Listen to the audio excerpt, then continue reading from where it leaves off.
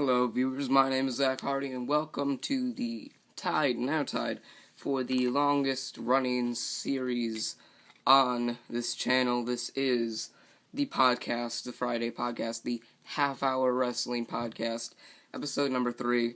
When it comes to next week, it'll be the longest reigning, or the longest running series on this channel. And today, I'm gonna try to make it to, longer than about 20 minutes. We're going to try to make it to a half hour like we did in the first episode. I mean, look at this. Look at this. These may not be necessarily for the podcast today or for the channel, but look at this. So many papers I have folded up. So many. And you know what? I'm loving it because I've got so much to do now. So today we have the podcast, the third podcast. We also have possibly a question and answer video coming up, and I think we're going to have a question and answer video. We're going to have a topic video, and we are also going to have a, what kind of video was it? My apologies, and we are going to be making, topic video, okay, I just cheated. Sorry for the bunch of cuts, I just cheated. We're going to be having this podcast, we're going to be having a question and answer video, a top 10 video, and a topic video.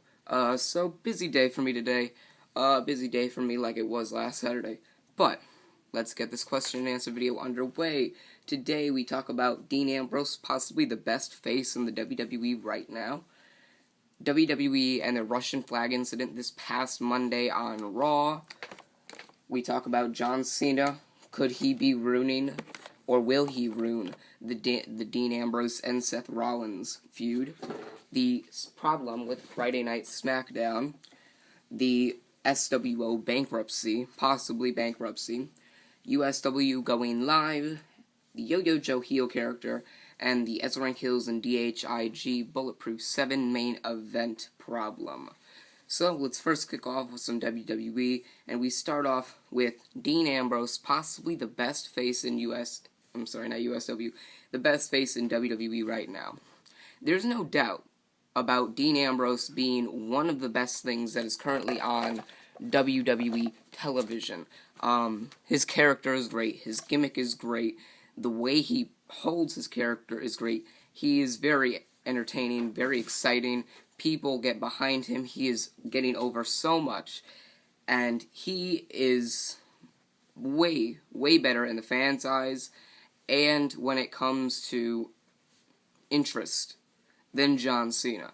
Let's list some of the faces that I know of, or that I can think of off the top of my head, in the WWE. You got Dean Ambrose, you got Roman Reigns, you got John Cena, you got Daniel Bryan. Who else you got? You got Dolph Ziggler, and a few others that I can't really remember right now.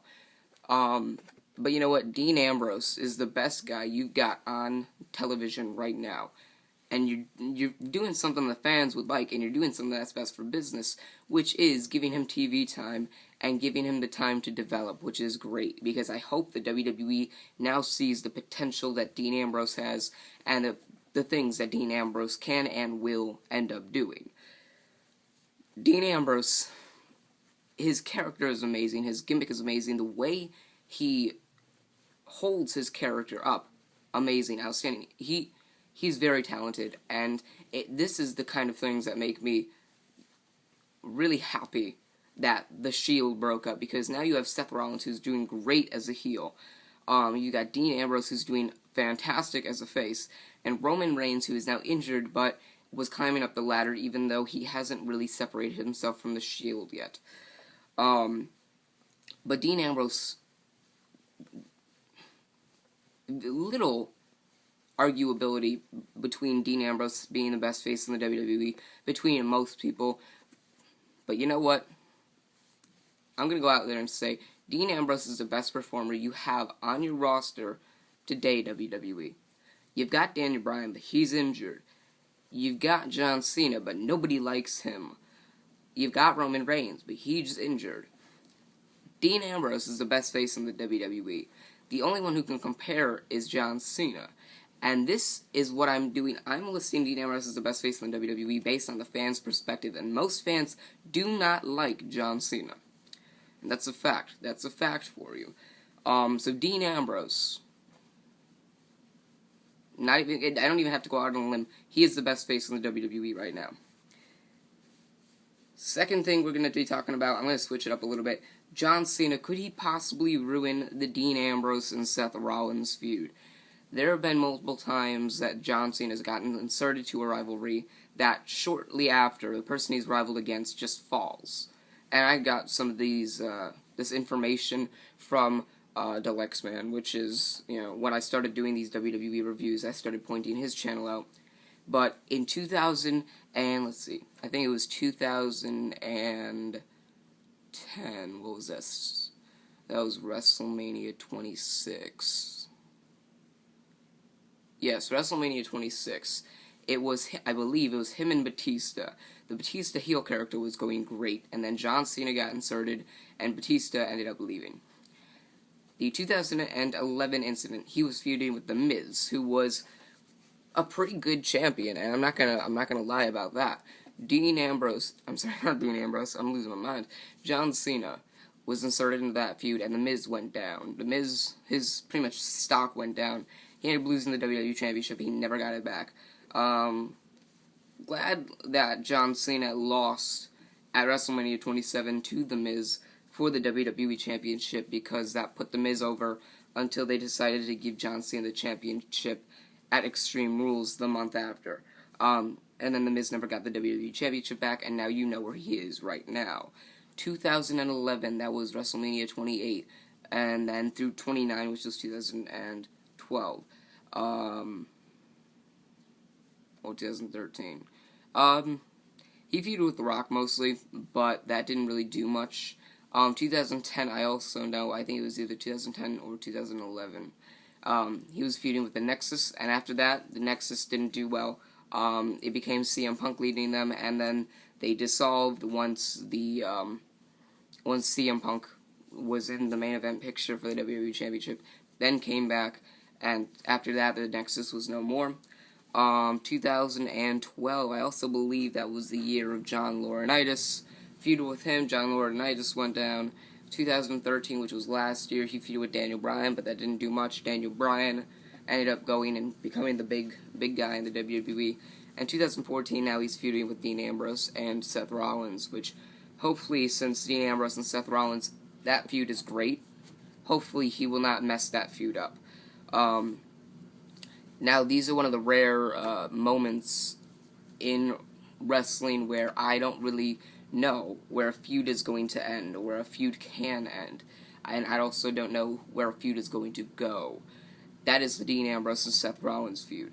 I could tell that Roman Reigns, since he started feuding with Seth Rollins, before he got injured, was being planned. I would think that he was being planned to team up with Dean Ambrose to fight Seth Rollins and pretty much go like 2/3 of the Shield versus the other third of the Shield. And since Roman Reigns got injured, they inserted John Cena in, and I guess in the WWE's mind, what better way than to cost John Cena the WWE Championship match against Brock Lesnar? Since he wasn't going to win in the first place, you might as well have somebody interfere and then start another rivalry, which will end up taking you to a main event, which will possibly be better than, which will possibly make up for Brock Lesnar not being there. But John Cena, he's pretty much a great rivalry or a great character killer. And I know there are a lot of John Cena fans out there that don't think so, that don't think the same way, and that like John Cena no matter what. And I know there are a lot of kids that like John Cena. There are a few adults, not a few, but there are a lot of adults that like John Cena. But in reality, John Cena is not the best way to go with the WWE. Yes, he makes you money. Yes, he gets a lot of attention to the WWE. The WWE gets a lot of attention, to them because of John Cena, and I get that. But it does not mean that John Cena has to be the top guy. I could tell that you needed John Cena at WrestleMania. But they put him against Bray Wyatt, which wasn't a bad idea. It was a pretty good idea, because you needed somebody to have John Cena go up against at WrestleMania. Why not have somebody not for a championship, but kind of like one of those mid-card feuds? That was a great way to do that. Then they had to keep going with that feud into Extreme Rules and Payback. And once that feud ended, they inserted John Cena into another feud, which I think became the main event picture. He then got the WWE title, then lost it, and still hasn't had it, so now he's being inserted into a feud that he has no business being in. And I feel like it's going to turn out for the worst. But we'll see what happens, we'll give it time, and we'll judge it in a few weeks, maybe a month or two. Now going to the third topic, which really was supposed to be the second topic, the WWE and the incident with the Russian flag on Raw. I'm not sure if it was scripted or if this was something that the Big Show decided to do out of fun, just kind of impromptu. But when this past Monday, when Big Show intervened in Rusev's, promo, and knocked Rusev out of the ring or whatever, and then he saw the Russian flag that was hanging above the ring, grabbed it, walked back with it, and tugged it down from the rafters. The WWE ended up apologizing to the Russian people for that, which makes me wonder if it was the Big Show's idea right on the spot, or if the creative team really decided to do that. If that were the creative team's idea, then I could see where they would apologize.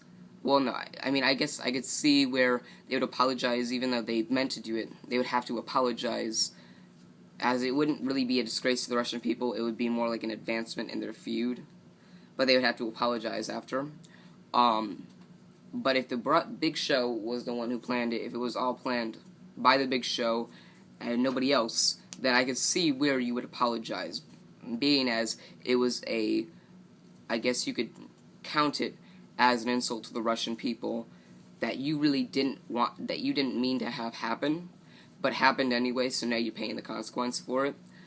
So I could see where they apologize there. I could see it there being the bigger reason to apologize, but at the same time, if it was a creative team's idea, you shouldn't apologize.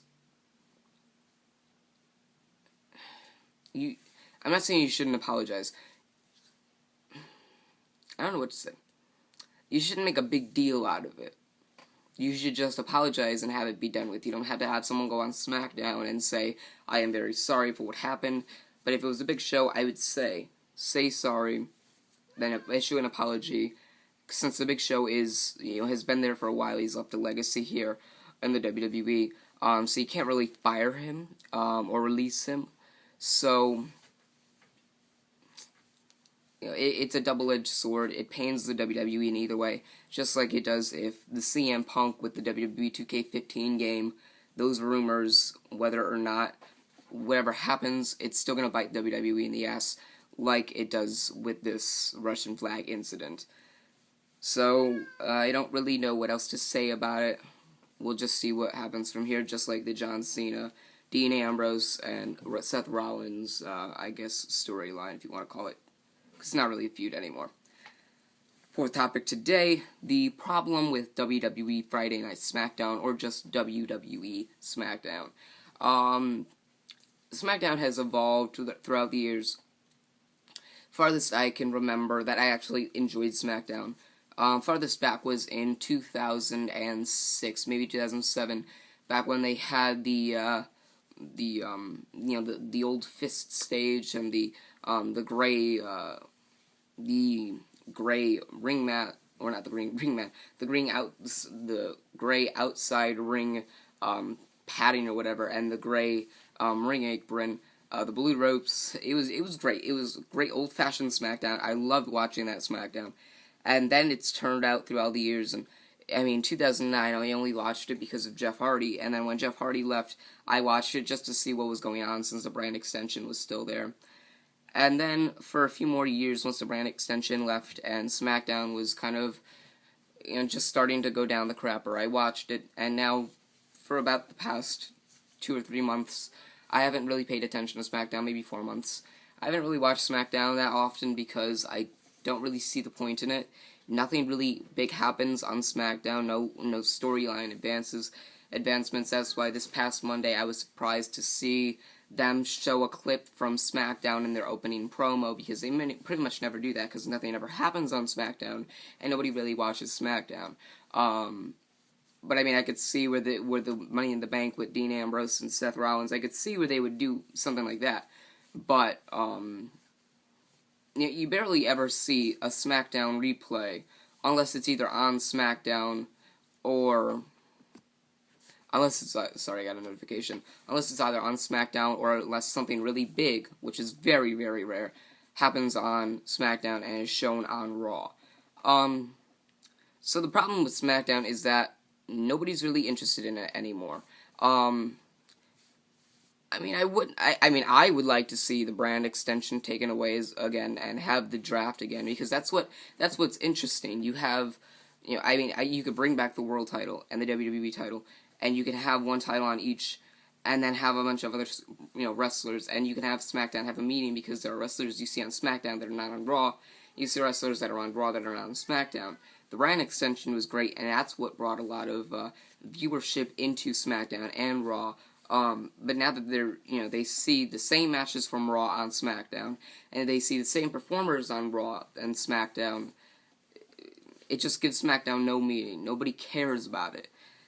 And one of those people that don't really care about it is me. And the only time I do reviews, really, are when there's a good show on. And last night, there was not a good show on. I didn't really like it. It wasn't that great, and it didn't advance anything. I mean, to tell you the truth, on Sci-Fi, after that was Z Nation, which is a new zombie show. I haven't really watched it before, but apparently it's a zombie show, and I watched the full episode yesterday. It was way more interesting than 2 hours of SmackDown, and Z Nation is 1 hour long. And I'm probably going to watch the next episode next week, which means I'm probably going to tune into SmackDown, and then right after, enjoy Z Nation. So, I'm going to be seeing Z Nation. And I may be doing a review on Z Nation. I may also be doing some Walking Dead reviews. You never know. But,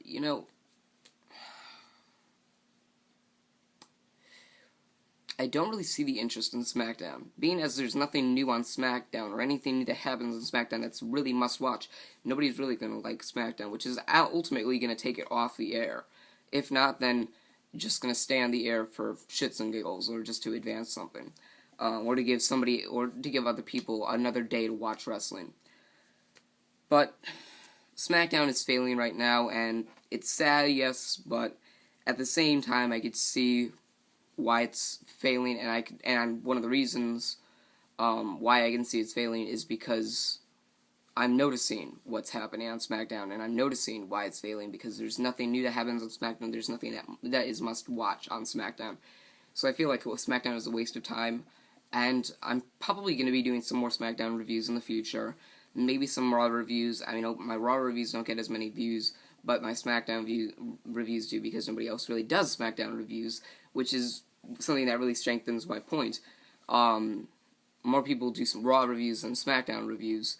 I think more people do TNA reviews than SmackDown reviews as well. But, the SmackDown review, I probably may do maybe next week. It's possible, but we'll have to see what my schedule is for next week. Anyway, that's the SmackDown problem. And now we turn away from WWE, and we go into the fifth topic, which is the bankruptcy thing with SWO. The rivals, I guess, of USW. SWO, the ones that have Tuesday Starrcade, that I've done a very, very limited amount of reviews on, and Saturday Development, which I haven't done any reviews on, has been going bankrupt. They've been losing funds. They have not been able to recover those funds, and what ends up happening, ultimately, is they don't get any viewership, no ratings, nobody likes it, and which is sad, because they do have some performers there that are interesting, that I've only seen a few times, but, they have some purpose, I guess, or they have a future in wrestling. I'll bring up a few names if I can remember. Nope, I don't remember any names. I think Clyde. I think. There are a few others, but they have potential in wrestling, and when it comes to wrestling. And it's sad that they will be without a job and have to go to the independent circuit to see if somebody can pick them up. But, at the same time, I can see why. I mean, when you have two organizations, in a place like Connecticut, something that's not as big as other places like California, and you have two places, and the WWE doesn't really count because they don't film in Connecticut, but when you have two wrestling things, and you have one that's bigger than the other, you don't really care about one of them. You care about one of the other. And more people go to USW and look at USW because it's very interesting. It's very entertaining, and you never know what to expect. SWO is an hour long. Intensity is 2 hours long. SWO only has like, I think, 5 pay-per-views or 6 pay-per-views a year, and USW has 16 pay-per-views per year. I mean, it's not surprising that SWO is trying to find funds or trying to look for funds to keep themselves going, but at the same time, it's sad that they possibly will end up going out of business because they don't have enough funds and they can't really afford to do anything else. They wouldn't be able to pay the rent on their home, pavilion or whatever, wherever they film. But hey, that brings up some new fans to USW that watch SWO, and that gives USW a lot more room. So we'll just see where it goes from there. Now we get into USW for the rest of the day. Sixth topic: USW going live. This past Wednesday night, there were quite a few issues when it came to the intensity. There were a lot of times that the mic cut out because there were problems with their equipment, and the microphones ended up bugging a little bit. And there were a lot of times where the picture froze, and there were a lot of times where it started skipping, like, and you would hear like kind of pops in the camera after the frame would freeze for a second or two. But that was resolved in like maybe a half hour into the show. But USW, like every other wrestling organization, will get used to being live. I've heard Zach Hardy has told me that, I'm using my Zach Hardy ego because I don't know why. Oh.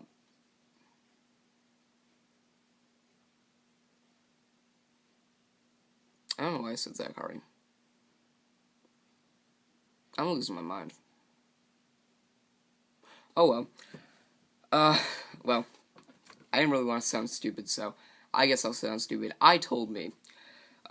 Terrible grammar. I told me that, since USW is having problems with going live, they want to go back to being taped, pre-recorded. And Zach Hardy, that we might end up going back to tape, because it's going to take a while to get used to the live shows, and we have Bulletproof 7 coming up, and we don't really want to have our equipment go out and malfunction, and to the point where we end up having to go off air, and then we lose a whole day of character storylines and development.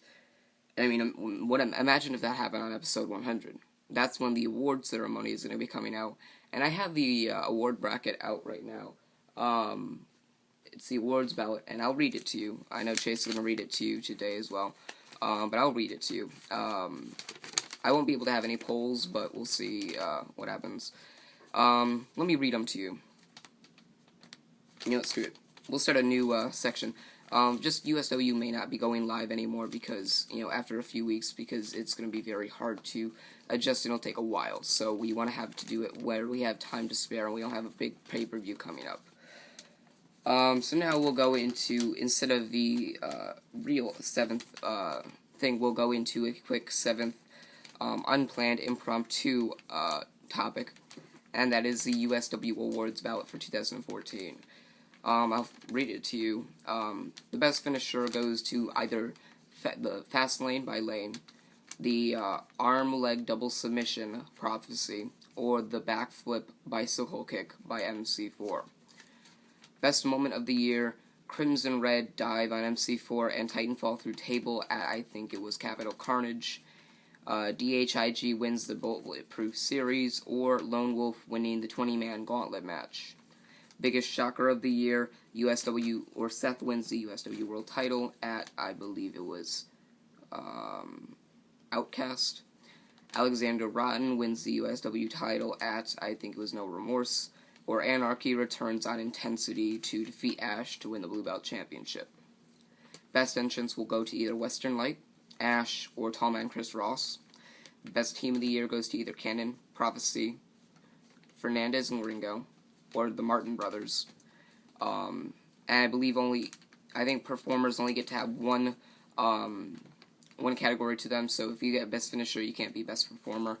Although it does not count if you're involved with somebody else. So if a tag team, or like Cannon is in another category, but Cannon is with Prophecy in this, so he's allowed to be in a different one because he's not alone in that category.